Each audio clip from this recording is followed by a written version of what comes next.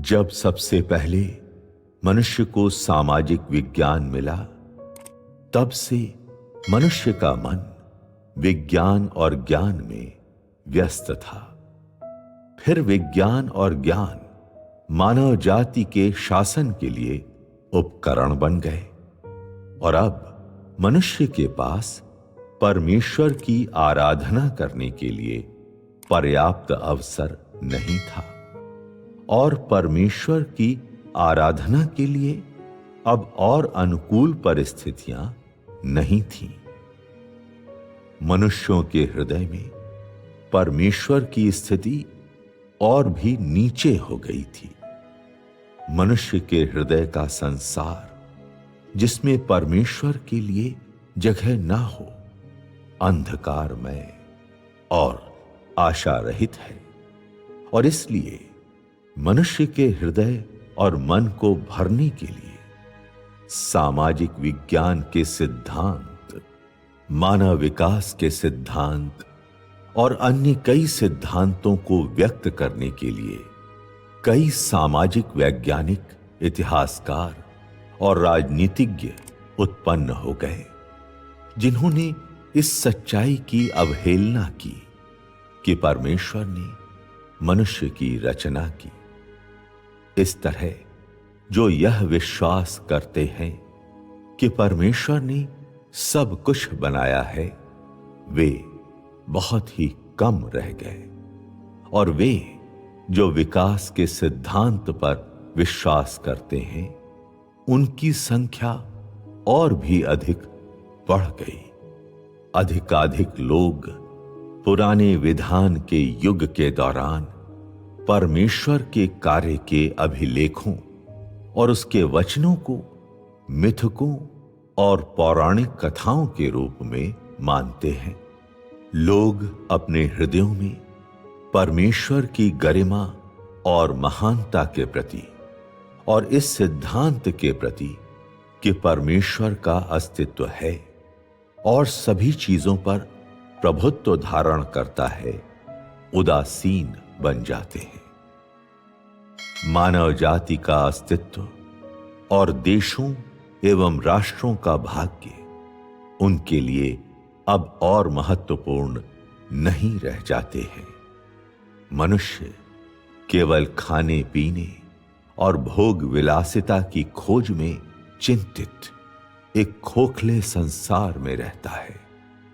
कुछ लोग स्वयं इस बात की खोज करने का उत्तरदायित्व ले लेते हैं कि आज परमेश्वर अपना कार्य कहां करता है, या यह तलाशने का उत्तरदायित्व ले लेते हैं कि वह किस प्रकार मनुष्य के गंतव्य पर नियंत्रण करता और उसे संवारता है।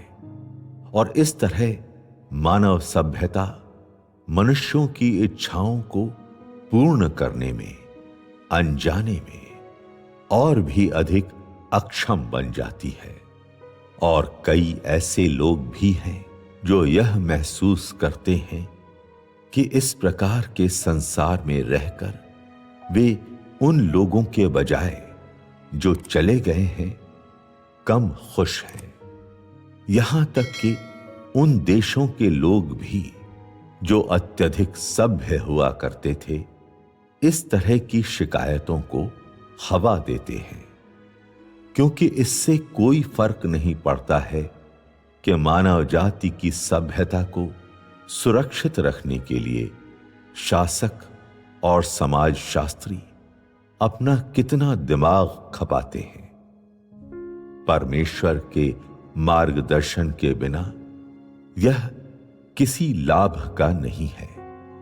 मनुष्य के हृदय का खालीपन कोई नहीं भर सकता है, क्योंकि मनुष्य का जीवन कोई नहीं बन सकता है और कोई भी सामाजिक सिद्धांत मनुष्य को उस खालीपन से मुक्ति नहीं दिला सकता है जिससे वह व्यथित है। विज्ञान, ज्ञान, स्वतंत्रता, लोकतंत्र, फुर्सत, आराम, ये सब मात्र अस्थाई चैन है।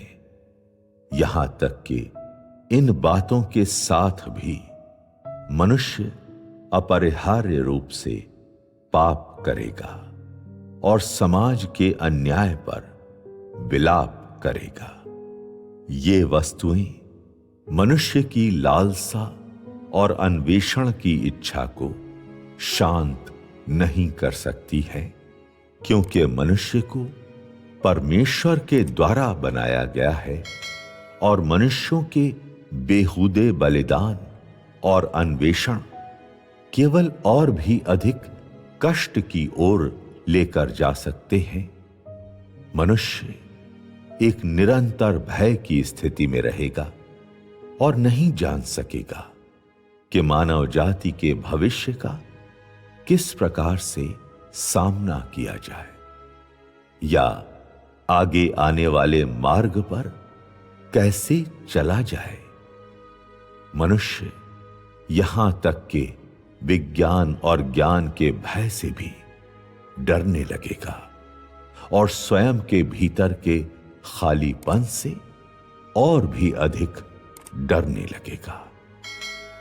इस संसार में इस बात की परवाह किए बिना कि क्या तुम एक स्वतंत्र देश में या बिना मानव अधिकार वाले देश में रहते हो, तुम मानव जाति के भाग्य से बचकर भागने में सर्वथा अयोग्य हो। चाहे तुम एक शासक हो या शासित, तुम भाग्य, रहस्यों और मानव जाति के गंतव्य की खोज की इच्छा से बचकर भागने में सर्वथा अक्षम हो। खालीपन के व्याकुल करने वाले अनुभव से बचकर भागने में तो बिल्कुल भी सक्षम नहीं हो। इस प्रकार की घटनाएं जो समस्त मानव जाति के लिए साधारण है, समाज शास्त्रियों द्वारा सामाजिक घटनाएं कही जाती हैं। फिर भी कोई महान व्यक्ति इस समस्या का समाधान करने के लिए सामने नहीं आ सकता है। मनुष्य आखिरकार मनुष्य ही है। परमेश्वर का स्थान और जीवन किसी भी मनुष्य के द्वारा प्रतिस्थापित नहीं किया जा सकता है। मानव जाति को न केवल एक निष्पक्ष समाज की, जिसमें हर एक परिपुष्ट हो और सभी एक समान और स्वतंत्र हों, बल्कि परमेश्वर द्वारा उद्धार और उनके लिए जीवन की उपलब्धता की भी आवश्यकता है। केवल जब मनुष्य परमेश्वर द्वारा उद्धार और अपने जीवन के लिए खाद्य सामग्री प्राप्त कर लेता है, तभी मनुष्य की आवश्यकताएं, अन्वेषण की लालसा और आध्यात्मिक रिक्तता का समाधान हो सकता है। यदि किसी देश या राष्ट्र के लोग परमेश्वर द्वारा उद्धार और उसकी देखभाल प्राप्त करने में अक्षम है, तो इस प्रकार का देश या राष्ट्र विनाश के मार्ग पर अंधकार की ओर चला जाएगा और परमेश्वर के द्वारा जड़ से मिटा दिया जाएगा। शायद तुम्हारा देश वर्तमान में समृद्ध हो रहा हो, किंतु यदि तुम लोगों को परमेश्वर से भटकने देते हो, तो तुम्हारा देश स्वयं को उत्तरोत्तर परमेश्वर की आशीषों से वंचित होता हुआ पाएगा। तुम्हारे देश की सभ्यता उत्तरोत्तर पैरों के नीचे कुचल दी जाएगी और ज्यादा समय नहीं लगेगा कि लोग परमेश्वर के विरुद्ध उठकर स्वर्ग को कोसने लगेंगे और इसलिए देश के भाग्य का अनजाने में ही विनाश कर दिया जाएगा। परमेश्वर शक्तिशाली देशों को उन देशों से निपटने के लिए अधिक ऊपर उठाएगा जिन्हें परमेश्वर द्वारा श्राप दिया गया है, यहां तक कि पृथ्वी से उनका अस्तित्व भी मिटा सकता है। किसी देश का उत्थान और पतन इस बात पर आधारित होता है कि क्या इसके शासक परमेश्वर की आराधना करते हैं और क्या वे अपने लोगों को परमेश्वर के निकट लाने और आराधना करने में उनकी अगुवाई करते हैं। और फिर भी इस अंतिम युग में, क्योंकि वे जो वास्तव में परमेश्वर को खोजते और आराधना करते हैं, वे तेजी से दुर्लभ हो रहे हैं। इसलिए परमेश्वर उन देशों पर अपना विशेष अनुग्रह प्रदान करता है जिनमें ईसाईयत एक राज्य धर्म है। वह संसार में एक अपेक्षाकृत धार्मिक शिविर बनाने के लिए उन्हें एक साथ एकत्रित करता है, जबकि नास्तिक देश या जो देश सच्चे परमेश्वर की आराधना नहीं करते हैं, वे धार्मिक शिविर के विरोधी बन जाते हैं।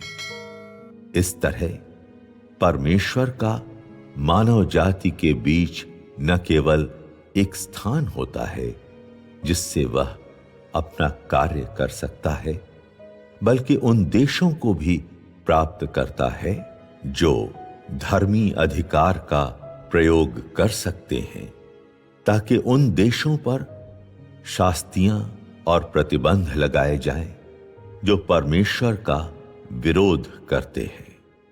मगर इसके बावजूद अभी तक ऐसे लोग अधिक नहीं हैं जो परमेश्वर की आराधना करने के लिए आगे आते हैं, क्योंकि मनुष्य उससे बहुत दूर भटक गया है और परमेश्वर बहुत लंबे समय से मनुष्यों के विचारों से अनुपस्थित रहा है।